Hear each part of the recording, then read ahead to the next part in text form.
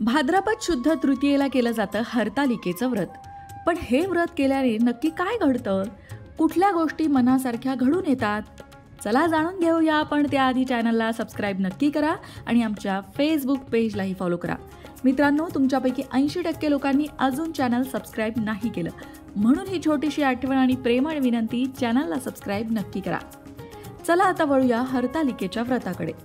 भाद्रपद महिन्यातल्या पहिल्या तृतीयेला वाळूच्या महादेवांची पिंड घरामध्ये स्थापन केली जाते आणि माता पार्वतीसह महादेवांचं पूजन केलं जातं. याला हरतालिकेचं व्रत म्हणतात. यामध्ये 16 प्रकारच्या वेगवेगळ्या झाडांची पानं, ज्याला पत्री म्हटलं जातं, ती सुद्धा अर्पण केली जातात. आता हरतालिकेची ही संपूर्ण पूजा कशी करावी हे जर तुम्हाला जाणून घ्यायचं असेल तर लोकमत भक्ती चॅनलवर या संदर्भातला एक संपूर्ण व्हिडिओ आहे. त्याची लिंक तुम्हाला डिस्क्रिप्शन बॉक्समध्ये देत आहोत. त्याचबरोबर या पूजेमध्ये कोणत्या प्रकारच्या 16 पत्री वाहायला हव्यात या संदर्भातला व्हिडिओ सुद्धा आपल्या चॅनलवर आहे. त्याची सुद्धा लिंक डिस्क्रिप्शन बॉक्समध्ये देत आहोत.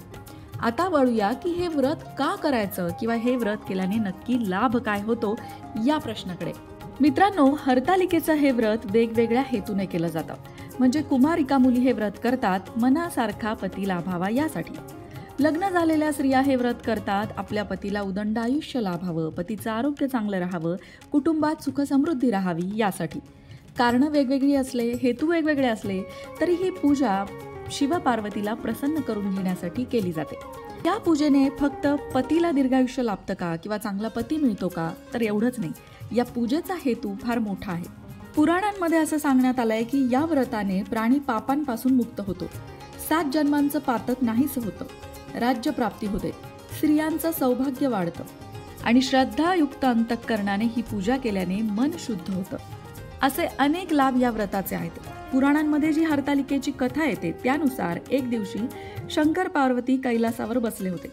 पार्वतीने भगवान शंकरांना विचारलं, महाराज, सर्व व्रतांमध्ये चांगलं व्रत कोणतं? श्रम थोडे आणि फळ पुष्कळ असं एखादं व्रत असेल तर मला सांगा, आणि मी कोणत्या पुण्याईने आपल्या पदरी पडले हेही मला सांगा.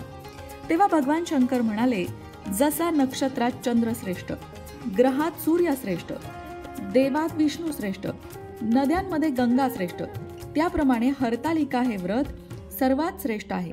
ते तुला सांगतो. तेच तू पूर्वजन्मी हिमालय पर्वतावर केलंस आणि त्याच पुण्यानं तू मला प्राप्त झालीस. हे व्रत भाद्रपद महिन्यातल्या पहिल्या तृतीयेला करावं. तू लहानपणी मी तुला प्राप्त व्हावं म्हणून मोठं तप केलंस. 64 वर्ष तर झाडाची पिकलेली पानं खाऊन होतीस. तुझे श्रम पाहून तुझ्या वडिलांना अशी कन्या कोणास द्यावी अशी चिंता पडली. इतक्यात नारद मुनी तिथे आले. तुझ्या वडिलांनी त्यांची पूजा केली आणि येण्याचं कारण विचारलं. तेव्हा नारद म्हणाले, तुझी कन्या उपवर झाली आहे, ती विष्णूला द्यावी. त्यांनीच मला तुझ्याकडे मागणी करण्यासाठी पाठवले आहे. हिमालयाला खूप आनंद झाला. नारद गेल्यानंतर तुझ्या वडिलांनी ती गोष्ट तुला सांगितली, पण तू रागवलीस. महादेवा वाचून दुसरा पती करायचा नाही असा तुझा निश्चय तू सखीला सांगितलास. मग तुम्ही दोघे अरण्यात आलात. नदीकाठी गुहेत जाऊन तू उपवास केलास. तिथे पार्वतीसह माझं लिंग स्थापन केलंस. त्याची मनोभावे पूजा केलीस. भाद्रपद शुद्ध तृतीयेचा तो दिवस होता. रात्री जागरण केलंस आणि त्या पुण्यानं इथलं माझं आसन हल्लं. नंतर मी तिथे आलो, तुला दर्शन दिलं आणि वर मागण्यास सांगितलं. तू म्हणालीस, तुम्हीच माझे पती व्हावं एवढीच माझी इच्छा आहे. नंतर ती गोष्ट मी मान्य केली. दुसऱ्या दिवशी ती व्रतपूजा तू विसर्जन केलीस. वडिलांना तू सर्व हकीकत सांगितली. तेव्हा काही दिवसांनी चांगला मुहूर्त पाहून आपला विवाह झाला. अशी या व्रताने तुझी इच्छा पूर्ण झाली. या हरतालिका व्रताचा विधी असा आहे, ज्या ठिकाणी हे व्रत करायचं असेल त्या ठिकाणी तोरण बांधावं.